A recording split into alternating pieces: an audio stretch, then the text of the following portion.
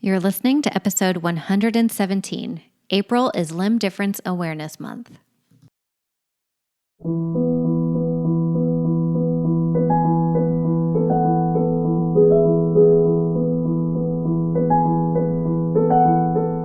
Hello, my friends.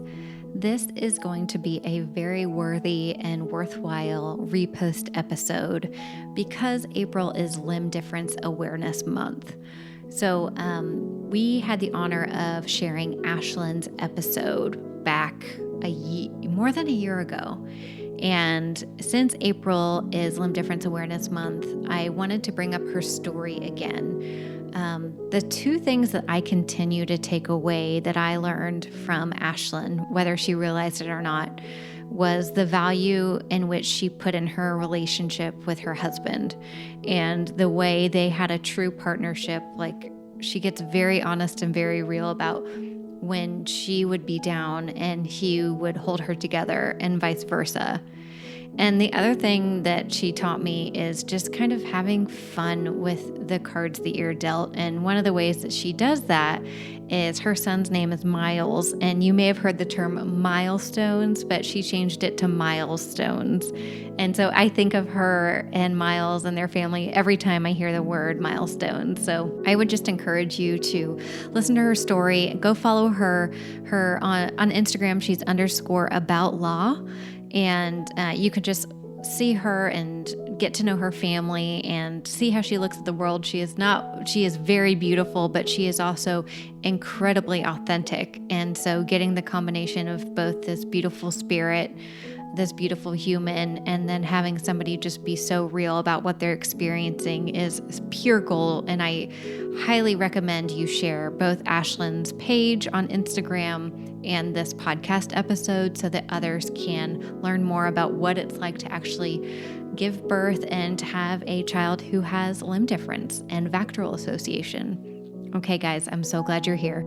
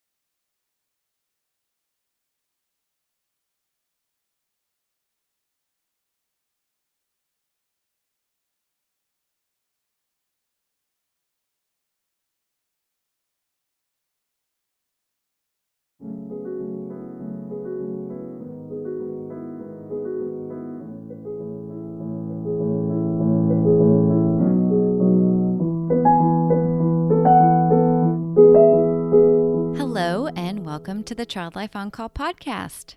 Thank you for tuning in to Ashlyn's story today. Before we get started, please make sure you're subscribed to Child Life On Call podcast and follow along with us on Instagram and Facebook so you can hear what's happening within our community and with our families and when we have new podcast episodes. Okay, now to Ashlyn. I met this wonderful woman through Instagram and was instantly drawn to her authenticity and beautiful smile.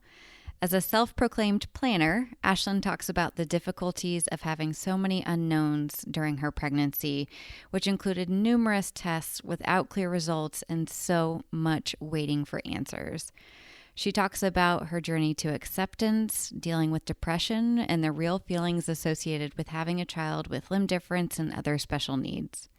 And one of my favorite parts of my discussion with Ashlyn is the way she talks about the true power of partnership that she has with her husband. It's pretty incredible. Listening to Ashlyn speak her truth and share her experience is a complete honor. And the fact that she is sharing it with us on this podcast shows the strength and vulnerability and amazingness that this incredible woman is. And it is not lost on me at all that she is sharing this with us right now. So make sure you listen to the entire thing because she has so many important things to say. Let's get started. My name is Ashlyn Outlaw. I get my cool name from my husband, obviously. Everybody is just like, wow, your last name. I'm like, I didn't do it. It's my husband. I'm 28 years old. I'm originally from Kokomo, Indiana, but we currently live in Smyrna, Georgia, which is about 15 minutes north of Atlanta. Okay. And we've been married, me and my husband, Michael, we've been married for about 3 years now. And we have a 1-year-old son, which is pretty crazy. I can't believe I've been doing it for a year now. Yeah, it goes fast. Yeah. So our son is 1. He just turned 1, the beginning of July, and his name is Myles. And I love it because you can't read this because this is an audio podcast, but Myles is Myles and Michael is Mychal. And I love that little coordination they have between each other. Well, talk to us a little bit about kind of Myles and why we're here today. And I guess we'll start with your pregnancy and how that all started out. Yeah. So my pregnancy for in the beginning, it was pretty normal. We did all the regular checkups and the testing came back normal. And which I didn't know was, I guess, different was I didn't really feel him that much moving. I guess around the time when you're supposed to feel the baby moving, I didn't have anything to compare it to because he's my first. So, right. I didn't think anything of it, but in the beginning, I didn't really feel him moving that much. And then throughout the pregnancy, I didn't really feel him moving a lot. And then it made sense when he was born. But it was around 20 weeks, when we went in for our anatomy ultrasound. So when they do like all the measuring and stuff like that, and you get to find out your gender. And it was that appointment when we, I guess that's when we kind of found out there was some concerns. So after that appointment, we received a call, saying that we needed to come back in to get some better pictures, or better images. And it was very vague. It had to do with like his positioning or they were assuming it had to do with his positioning, and that they needed to get some better images of his kidney and as well as his heart. So, they weren't able, to get like really good pictures of his heart. And we were told that we needed to see a maternal and fetal specialist for this. So, and that was pretty, I don't know. It was kind of alarming, but then also we were kind of getting the feeling that, these new images will just clear all this up. Like nothing, right. It's not a big deal. We'll just go in and everything will be cleared up. Yeah. So, we did that. So we went to this appointment, and I think I was about 25 weeks in, when we met with the specialist. And after he did his exam, he came back in and I don't know what it is about. I mean, I wasn't, I hadn't been going to a lot of doctors prior to being pregnant, but I don't know. He had like a demeanor of like, he was trying to play it cool. Like it was, in a way it was like, is something up and you're just not telling me? Really? Oh yeah. Yeah. So it was really strange, but, in a way it was, I do feel like our specialist tried to give us a lot of hope. Okay. So he came back in and he let us know his concerns. He said that he was still not seeing parts of the heart, as well as the kidney. And then he also said that he wasn't seeing like the end of the spine. Okay. So he first thought, to rule out my concerns, let's go with, a genetics test, like the amniocentesis. I'm probably not saying that right. No, but you are. That was perfect. Okay, good. I've literally tried to practice it. So he said that he wanted us to do that test, which I thought was crazy because, they put the needle in your belly to get the Yeah. fluid around the baby. And I was real dramatic. I was just like, what's happening? Like, I mean, I it's, would be too. It's a yeah. freaking needle in your stomach. I mean, it was the craziest feeling. And yeah, my husband actually wasn't there, so I was even more dramatic. Yeah. So yeah, we went ahead and went through with the test because he was just, our doctor said it was the best way to rule out if there's any genetic concerns.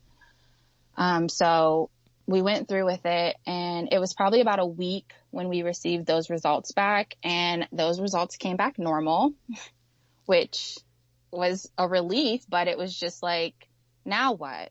Right. What's next? Yeah, because there was still some concerns around the heart, the kidney, the spine. I mean, there was all these concerns, but we still weren't getting any real answers. Right. So after that test, our specialist then referred us to a fetal cardiologist, and he suggested that we get a fetal MRI done. Okay. And we did. So, And so is that like all of these specialists and all that, are they close to where you guys live? I'm imagining all these appointments probably were yeah, inconvenient, or it's yeah, just a lot. it was definitely an appointment overload. And I think the most annoying part about it was just the time frame of waiting for these results. Yeah.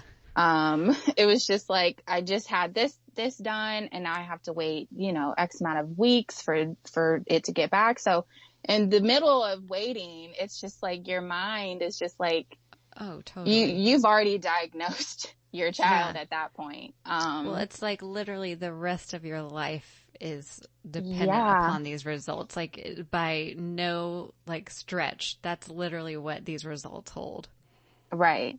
So we were going, I mean, we really only had to, we met with our specialists, every so often. And then we met with the, fetal cardiologist first.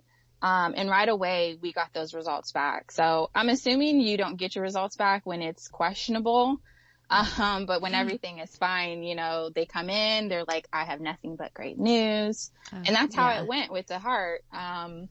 We were super anxious about that appointment, and she came in and she said everything checked out fine. But then when we went for our MRI, that appointment, it was really strange, because it was like, they're behind the screen and they're looking at all these images. And of course, when we get done with the MRI, I want to speak to someone. I want Right. to, You're I like, you're want to know looking what at it right now. yeah, like I want to know what you see. Yeah. And oh, the doctor has to review it. We'll have to get back to you, but here's a CD for you guys to go home and try to navigate through on your own. Wow. So yeah, which we did try to do. Yeah. Um, and I don't even think it made things better. I mean, we brought this CD home, and then we quickly realized that we didn't have a DVD player.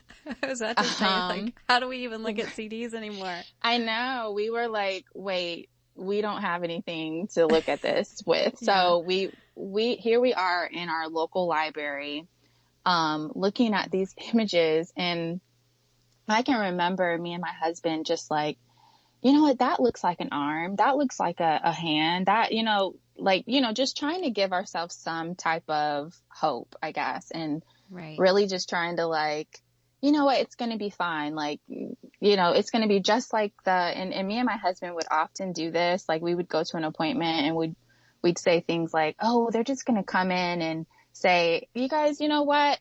You're not supposed to be here. Go home. Everything is fine. I don't even know Right. why they referred you to us. Yeah. But, and we actually didn't get the results from the fetal MRI back until I was about 36 weeks. That's crazy. So that's over 2 months. I know. So Wow. it was, and that appointment, and I don't know, I don't know if I'm like rambling now, but, No, you're good. okay.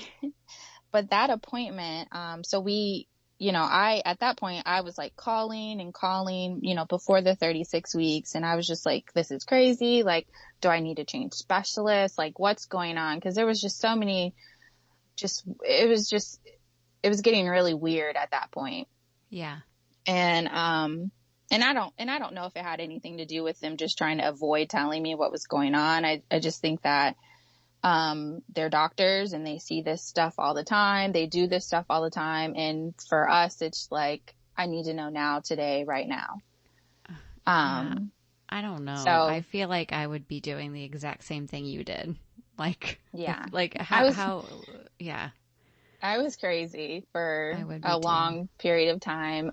So after we finally got the results, we were told that we had to go see, I think it was a neonatal doctor, which I don't even know why we had to go to him to talk about what we could have talked about with I don't really know the point of the specialist if he wasn't going to explain it.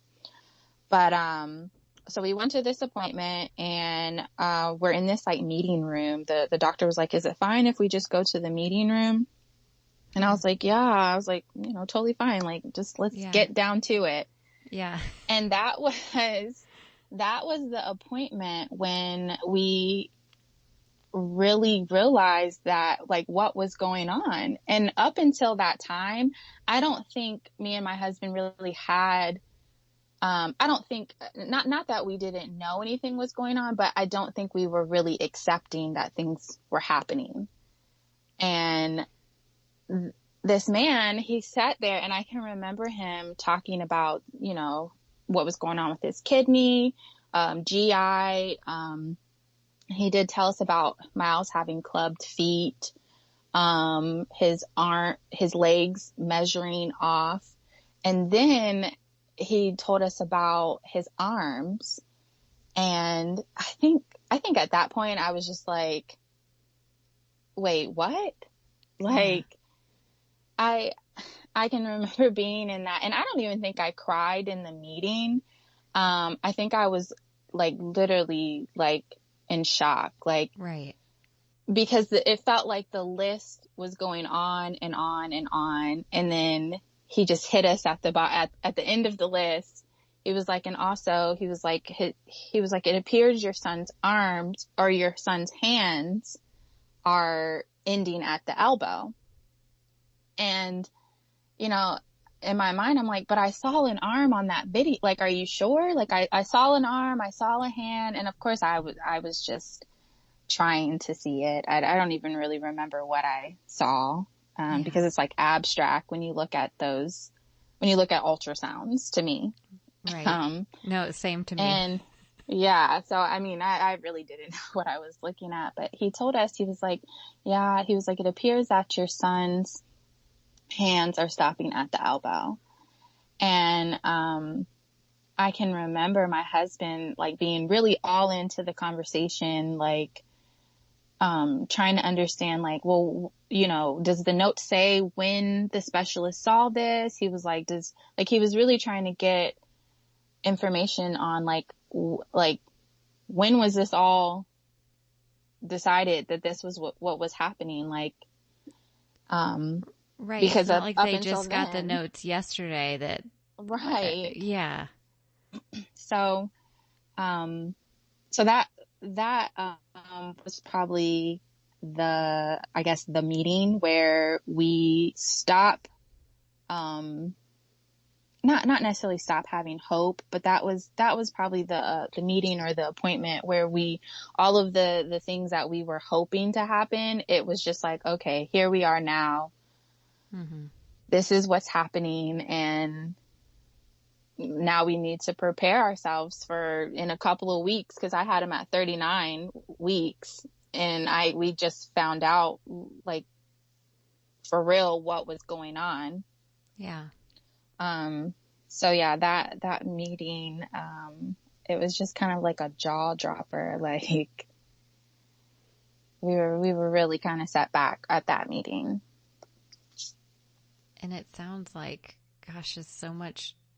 I know I would have so much anger about, like, how long have you known this? And it's a Yes. lot of questions and not a lot of answers, or, like, I don't know. I would feel the same way you did. Yeah, I was definitely, I mean, it was definitely anger, a lot of sadness, because it wasn't, we weren't getting any answers or anything, because a lot, most of it was, oh, we have to wait till he gets here and then, assess whatever's going on then. Mm-hmm. I mean, and it was even more, I mean, I guess he may have mentioned it and I can't even really, honestly, I've zoned out on that appointment. But when Myles was born, I mean, it felt like the list was still going. Mm-hmm. But yeah, I was very much angry and just, of course you ask the questions, why, or what, is it something that you guys saw in the pregnancy? Is it something that I did? Is it something that we could have prevented? And, you have all these questions and still, we got the answer that, well, we can look, take the proper test and do the things that we need to do once when he gets here. So Yeah. that's what we had to do. It's almost like they don't know exactly what's going on, and that's not really settling either. It's like, I guess that meeting, you had told me it was like around Mother's Day weekend. Is that right? Yeah. So, I think it was the same week of Mother's Day because we were planning to go on our baby moon. Cause you have to do all the things that, all the things that they have listed for you to do when you're pregnant. So we had this trip, planned to go to Savannah, Georgia, which is like, I think it's like 2 hours from us. But it's a cute little town. A lot of Southern charm. But we had this trip plan and I mean, I immediately wanted to cancel it. I wanted to stay in bed until he was born, really, if I could have. Because really through the whole pregnancy, I don't really think I enjoyed it. And I was almost to the point where I was disconnected from it. And I regret it because it's like, I wish that I would have just enjoyed it, some way, but I was just, at this point, it was just like, almost like, what are we celebrating? How can we go to Savannah and still be happy and enjoy this? And, all these thoughts were going through my mind because it's like I just couldn't be happy. I didn't want to go and I didn't want to act like I was happy, but we did end up going still. And really what kind of made me still go was my husband. He came home that night. It was the same day as the appointment. And I think I took off the rest of the day. Cause there was no way that I was going to be able to go into work. But he came home that night and he called me down and, I can remember, walking down and I was real pitiful and, my husband had, a small box in his hand and he was just talking. He was just like, he knew that today was really hard for us and he knew that my mind was just wandering and he said that he could barely even function at work. But I opened, the box and it was a gold necklace, which I'm wearing now and I wear all the time. but it was a gold necklace and it had Myles's name engraved on it. And he, I can just remember just like feeling, just like not a weight lifted, but just feeling almost just at ease, just like, because he was just, my husband, he just has a way, to settle, I don't know, just to settle me. And I wish I could do, I don't know. He says that I do it for him, but I don't think it's the same way that he does it for me. And I can remember just crying so hard, in his arms and, you know, just feeling exhausted. And he told me, and, you know, he was just like, no matter what, you know, Myles is our son and I'm his mother and we're going to give him the best life no matter what. And I don't know how he does it, but it was just like, I just kind of took that breath and was just like, okay. And my husband all the time, like even before we became parents and our life changed, he always says like, you know, together we can do anything. And I really truly believe that because, you know, me and him we've been partners, like real partners through this. Like before it was like cute. Mm-hmm. You know, it wasn't, you know, there wasn't too much going on. It was like your normal stuff. But I feel like, you know, especially in that moment, like I knew that things were going to be okay. And not because of the gold necklace, but just because of who I was going to take on this journey. Like I was my husband. Because I had my husband, I knew that things were going to be okay because I do think we can do anything together. And I mean, we're doing it now and I think we'll continue to do it. And, but yeah, I remember that like, and it was the right moment. And of course he knew it was the right moment. And we did end up going to Savannah and it was, I mean, we did a lot of talking, I did a lot of crying. And I think that was probably the first time that we talked about things that, we probably avoided talking about in the past months. Just like, you know, how it was really making us feel and,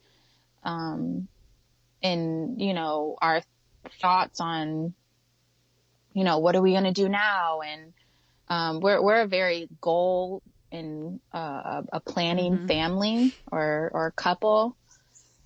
And, you know, I think that was the first time that we realized like, we got to stop looking into we have to stop looking so far into the future because at this point it's like, we don't know.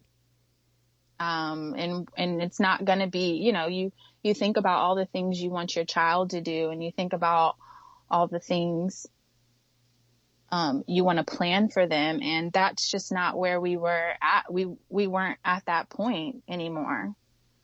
Not in your traditional way, I guess. So yeah, that the vacation or the getaway, I mean, we just kind of spent it just really talking about just how we were feeling. And, we did some laughing too, which was surprising. Yeah. And we had a really good weekend until we had to come back and kind of face it all again. So with a renewed kind of partnership. Yes, definitely. Yes. I think this whole thing has done so much for me and my husband. I mean, it's taken our marriage, just in we've only been married for 3 years. I mean, we've been together, it feels like forever, but I mean, it's really, I guess the good part about it is that it's really done a lot for our Yeah. marriage. Because I know that it could have, broke us. Yeah, it's easy to see how anyone could break kind of going through a situation like that. So when you come out stronger because of Yeah, it, definitely. it definitely sounds like you guys have a partnership that supports each other. Yes, definitely. So I guess it was just a few weeks later that he was born. And Yeah. what was it like when you got to meet little Myles? Well, it was, and I don't know, it was a different Yeah. feeling. I think, so when he was born, so I delivered, through C-section. And I can remember, so I had to go to the waiting room. They showed us him. They swallowed him up, swaddled him up. And, I can remember, my husband, I was laying there and my husband just looking over, and the nurse was like, "Oh, you can come over here, and see him." And I can just remember him kind of, put his hand over his mouth. And, I think I was just like, "Is he okay? Is everything okay? Like, what's going on?" 'Cause still, I don't know why. I mean, still we thought just maybe things could be different. And I remember him putting his hand up to his mouth. And I was just like, "Is everything okay?" He was like, "Yeah." He was like, "Everything's fine. He's here. He's healthy. Everything is fine." And they brought him over to me, and he was all swaddled up, and that was that. I seen him, and then they took him away to take him to the NICU. And did And they then, prepare you that that would happen really fast like that? yeah, so they did tell us that, he was going to have to go to the NICU. That was another part of the meeting, that we had when he was just kind of going over all the notes from our specialists. They did tell us that they were going to have to, take him into the NICU, and then, potentially, depending on his condition, transfer him over to like the children's hospital, which they did. So we went to the room where you have to wait for the anesthesia or the, epidural to wear off, and, things like that. And my husband had, a picture of, so I don't know who took the picture that fast. I didn't even know they did that. But he had a picture of Myles, and up until then I didn't get to see him, fully. I just seen him in his swaddle. And, me and my husband we were in the waiting area, or not the waiting area, in the room. And I can just remember just like, looking at I actually couldn't really look at the picture, to be honest. My husband was looking at the picture, and he was just kind of, like kind of shaking his head, and he was just like I don't even know if we even said any words during that time. Like, I think we were completely silent. And I mean, it was almost, I was literally numb, but it was a numbing feeling. Like, we were just like total loss of words, even though we were technically prepared for it. But we were still, for whatever reason, we were still just thinking, just maybe somebody got it wrong. And so after that, I went into my room, and my husband, went to where Myles was. And there's, my family came in, and, I don't even know I don't know if this was that night. I was delirious at this point, and I was on some really great drugs. And I can remember, I don't know if it was that night, but maybe that next day, I can remember my mom. So my mom and my mother-in-law were there, along with my other family. Like, everybody came because everybody wanted to be there. Thank God there wasn't a pandemic happening at that point.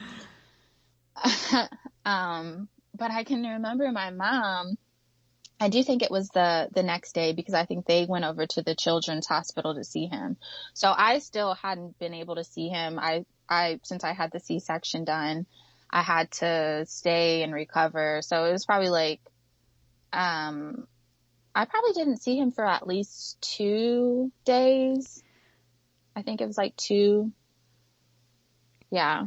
Or 2 or 3, maybe not 3. I don't know. A long time. Yeah, it may have been like 2 days, because, you have to do all these things in order to get checked out. Pee, walk, all those things that we take for granted when. Yes. And I'm just like, are you serious right now? Like, my child is over at the children's hospital. So, but I remember my mom and my mother-in-law coming back over to my room. And they were just talking. They were like, oh my gosh, Ashlyn, like, he is just so sweet. He's so beautiful. And I think I remember somebody talking about his personality. And I think at that moment I was just like, are you serious? Yeah. And I think it was just because I had already disconnected from the pregnancy. So I didn't really feel that connection to Myles yet. Because there was just so much going on throughout my pregnancy. Majority of my pregnancy was just trying to figure out what was going on, instead of just enjoying it. And somebody was like, he's got such a personality, or he's something. And I was just like, I think I was like, Mom, did you see his arms? And I think I was looking for someone to be like, oh yeah, like, it was almost like that was a dream. Like, no, everything is fine. Legs, arms, hands, everything is fine. And my mom, who I call Positive Patty, because she will turn any situation into a positive situation. My mom was just like, yes. She was like, yes, I seen his arms, and they are working just fine. And I don't know how I felt. I'm pretty sure that comment annoyed me. And then after that, I was then determined to go see him. I didn't want anybody else to see him until I could see him and I could hold him. Like, I could make it over there.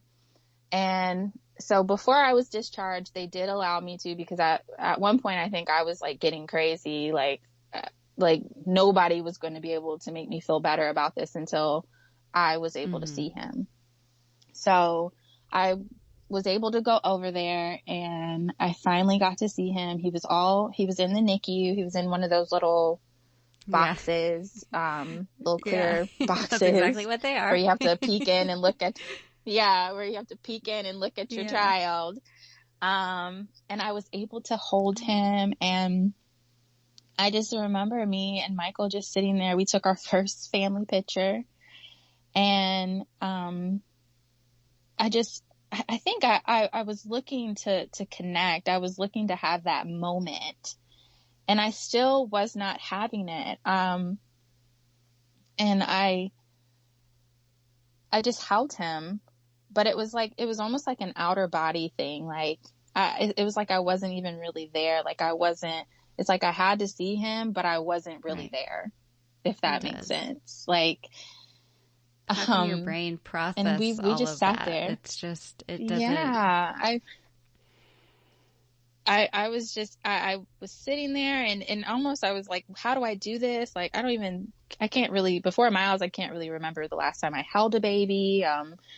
And it almost just felt like, one, this isn't real, and two, am I really am I really his mom? And can I really do this? Like, because, people say it comes naturally, and it was not coming naturally for me at that moment. I hate that. I hate that phrase.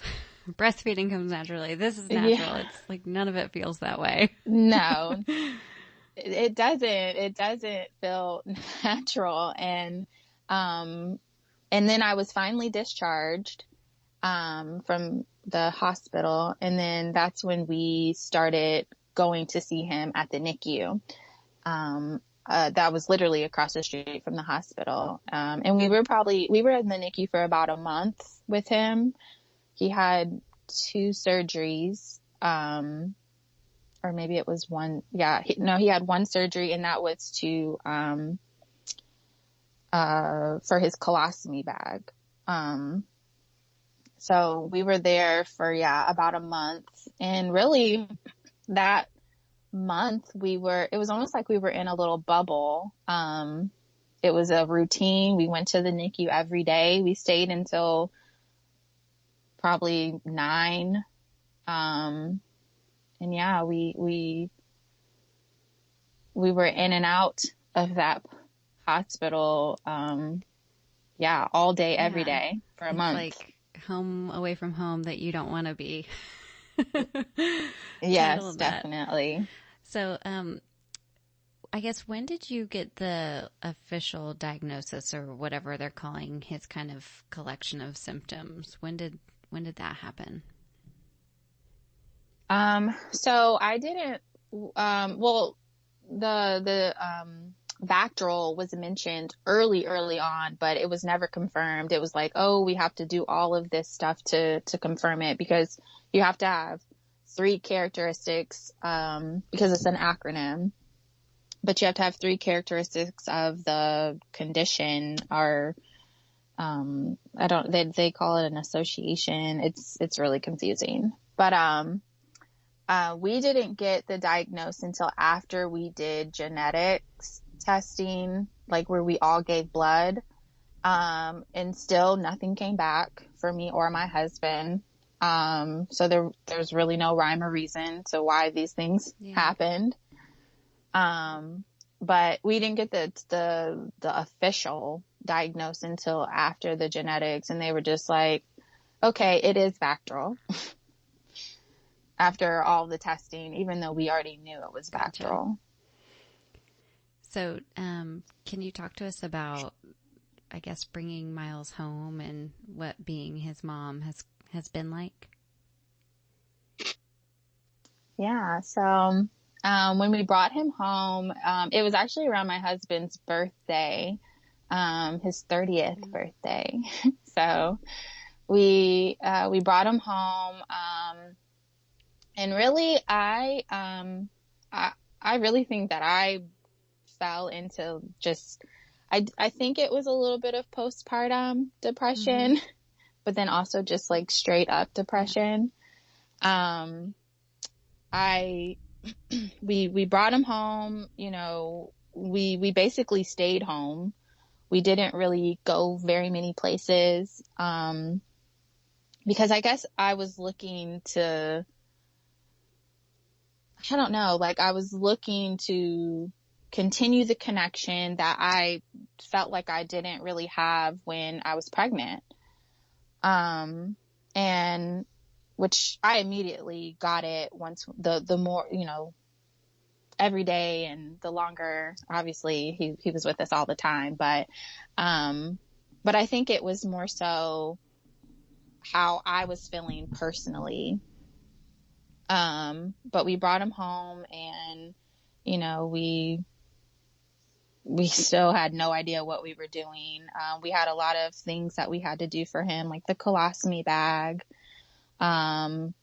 We had to go to so many doctor's appointments, because they say the earlier the better. So that's exactly what we did. My husband, he eventually had to go back to work, because somebody has to work. And I stayed home, and I was actually still working, but I was working from home. But I didn't go back to work until like October, I think, or September, I think. But we really just stayed in that same bubble that we had created in the NICU, to be honest. I was still, I don't know, like I quickly fell into a hole. It felt like, it was like I could be his mom and I was happy with him. I wanted to do all the mom things, the new mom things, but the other side was I was still angry. I was still sad. I still wanted answers. I was looking for something to feel just normal, I guess. And, I was to the point where like, I really could not even leave the house. Like I remember trying to go to the grocery store one time and I couldn't even get out of my car. I would cry just seeing other kids. And, and I hated it because, and it wasn't that I was ashamed or anything, because I mean, I literally adore that child, but it's just like that longing of wanting things to be different so bad. And, I just couldn't, I was not at a point where I could just face the everyday reality. And I can remember my husband just like telling me, because I could see him getting out of, he wasn't really in depression or anything, but I could see him getting better every day. And I think I kind of looked at him like, well, why are you okay with this? And and I'm still over here sad. So I can remember him saying like, I've decided that I'm choosing to think differently. I'm choosing to be happy, and I'm letting go of, what I thought should have happened. And I literally, I mean, it took a lot of praying, a lot of praying, even if I didn't even have the words. It took a lot of just being like changing my mindset and like putting myself in that headspace that I was going to think and feel differently, because I was to the point where I was going to be no good for, anybody. And, my husband, like I said, he just, even though I was really upset that he was doing better, he also motivated me to want to get up out of that hole. And, I was tired of being envious and, every time I go outside or on social media, I'm looking and longing for these things that other moms and parents that are doing. And it was no good. So, I really just had to do a lot of reflecting and change my mindset and see what was in front of me. And that was, my family, my son, who was doing way more than I thought he could, even at a really, really young age. I mean, from the start, he surpassed what I thought he could do, because, before, when we didn't know anything, we put a ton of limitations on him, because that's just what we know. And, every day with him, every day, seeing him, make new, we call them milestones. Every day, just seeing him just surpass my wildest dreams. It slowly pulled me out. I started finding peace. I started finding strength. And I don't know, Ashley, you are such a strong woman to pull yourself out of that. I mean, it just is amazing. And how you're able to, articulate it right now, like the depth of what you were and where you are now. It's truly an honor to be able to listen to you talk about this, because I don't think that, I don't think that you're alone. I think that there are lots of parents who grieve, like seriously grieve, even without a death. Yeah. Like the dreams of a future, and then having to completely change your mindset and pull yourself out is extraordinary. Yeah. And that's exactly what, and I mean, it wasn't like just one day I woke up and was like, okay, let's be happy. I mean, even now I just have to, I have to make the effort every day, and I don't even know if it's so much to getting back to who I was, because I don't think I'm ever going to be the same person. This experience in Myles has changed me forever, but, I do see the growth, and I do see, how much better it is for me personally, for Myles, for my husband. And that's what I want. And I know that that's what it's going to take in order to get Myles to his next milestone. And, I was just tired of singing that same song. Yeah. And I just wanted to be better than what I was, during that time. So I know that you've been kind of vocal on social media and showing pictures and all that. I'm just wondering about some of the other connections that you've made with other parents, or what has helped you in doing that, and what you kind of found to help process some of the stuff you guys are going through. Yeah. So, well, before I wasn't really on social media, and I really wasn't, even before Myles, I wasn't really that active like that. But I don't even know what made me decide, but I think one day I just made my page open, instead of private. And, I think my first post, that I made was just kind of putting it out there. And I found that just talking about it, because I was journaling, but I wasn't really keeping up with it. I would journal in a notebook or on my phone. And then I made I think it was like my first post about Myles. And then I decided to open my page, and that's when I started, finding other moms. And then also I was receiving messages from other moms. And then slowly I started receiving more messages, from moms. I have met some moms that have children with VACTERL, and then others that may just have like limb differences, or, just any kind of condition going on.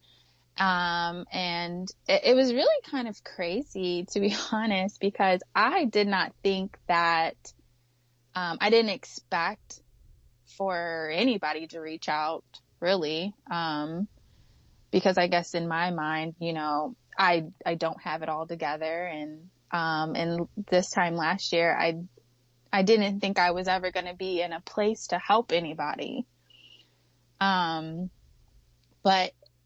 I mean, it's definitely, given me, hope, because I've talked to other moms who have older children that have VACTERL. And then also just finding other moms who are just, really killing it. Like, they are doing so much, for their child, no matter what the situation is. And I see them, and I want to be that for Myles. I don't know if I'm looking to have like some platform or anything like that, but I know that the more awareness that I send out and the more that I educate myself, the better I can be for Myles for when he does understand the world around him. And because there's still so much unknown to all of these things that are going on with him, internally and, physically. And I just, I want to be in a place, I don't want to be who I was last year, because it's just, I want to give, which any mom, any parent, I want to be a better version of myself. So I can, take on the world with him. And these moms that have reached out, they've talked about how, our family is an inspiration and how Myles is an inspiration. And he is. I mean, he literally inspires me every day. And I just feel so blessed, because I know that, I was probably too far into my depression where I didn't know to look for other moms. I guess I didn't want to look for other moms, because in my mind, I was the only one going through this. But I just think, I feel so blessed that, there are moms that are looking and reaching out, and that they can find, either someone like me or someone else to encourage them, because, there's no manual on how to do any of this. I mean, let alone being just a mom, but how to deal when, like you said, how to deal with things when it's not exactly how you plan, all the things you see, what you're supposed to do when you're pregnant and you have your child, when things don't go exactly the way that they've gone for other people, there is no manual to it. And I just think this community that I've found, they have really been an inspiration to me. And I feel really grateful, and that I am in a better place now, so that I can help somebody that may be in a place that, similar to where I was last year. It's all kind of like the peaks and valleys, and we all go through it. And, finding people that can actually understand some of your peaks and valleys are not exactly what it is, but just any kind of connection with somebody else. For some reason, it does do something. Like it takes the isolation out of it. And it's like, okay, well, they got through it and I can too. And yes, definitely. Well, if you can describe what Myles has kind of taught you since he came into your life, what would it be? I would definitely say, patience. Like I said, I am a planning person, and my husband's very goal driven, but, he's definitely, taught me like real patience. Not like I'll have patience, but still, think I'm in control. Because in the beginning, I was thinking like, okay, we got to do this, and this. And if we do this, things will be fine. And it just doesn't work like that. We literally have to take it day by day. And no day is the same. Because, we have different doctor's appointments. There's different expectations. There's a new plan. There's things change all the time. And I've just learned that, I have to have patience, and I have to let him figure things out. I have to let him grow. I have to let him do the things that are going to work best for him. And I have to realize that I'm not always going to have the answers. And that I have to be okay with that. And I think I think I learned that early on because, I mean, this boy is so determined. And I just, yeah, and I hope that he keeps that determination, and I hope that I can, you know, continue to allow him to do it, and I promote it, and because that's the only, that's what we've seen that works for him. Isn't it so crazy how these little humans can just like inspire us? You know, we talk about being inspired by other women and other people going through situations, and it's like these tiny little humans who don't even know how the world works yet, just are literally living, breathing examples of the way to live life and just push through obstacles and cry when you need to and all those things. Right. And I also think it's so interesting it's really too, crazy. Because you know, the word that you chose that he taught you is patience. And it's like you go back to that initial 9-week wait after your functional or your fetal MRI. It's like even at the beginning he was preparing you for this patience you're going to develop. I mean, and I had no idea, but you're right. He was preparing me, and here we are, 1 year old, and I'm still trying to remember to have patience, but I've figured out that that's what I need. And so what is Myles up to these days while y'all are hanging out in quarantine? What makes him happy? So he is very much a happy baby. I mean, he's a mama's boy. I don't know if it's just because I'm home all day, every day with him. He's smart. We're just in each other's faces. Yeah, this is true. You're right. He knows better. But he is, right now, our biggest goal is to try to get him to walk. Some children with VACTERL, they talk about prosthetics and things like that, but Myles had early on signs that, you know, he could use his legs. Like there's certain things or signs in your development of your legs that say like, okay, you could potentially walk. So, right now that's what we're doing. We're all day in the walker trying to, you know, get him to come to his favorite snack or his favorite toy. And right now he's only walking backwards, but it's progress. Wow. So I think it's still a win. Well, it's the last episode Dominique was talking about the little Post-it note challenge. I like that. That's kind of interesting. Follow the Post-it notes. It's nice and cheap. well, anything that we can just get him moving forward, that's what we'll do. So that's really what we've been doing you know, trying to get him on his feet, bear weight, and really just wait all day. I've never cooked so much in my entire life. I've never cleaned or done so many dishes, but other than that, we just wait all day for daddy to get home so I can clock out. I got you. Is there anything else that you'd like to add, or anything, you know, that you didn't feel like you got to say that you'd like other parents, you know, who are going through something similar to know?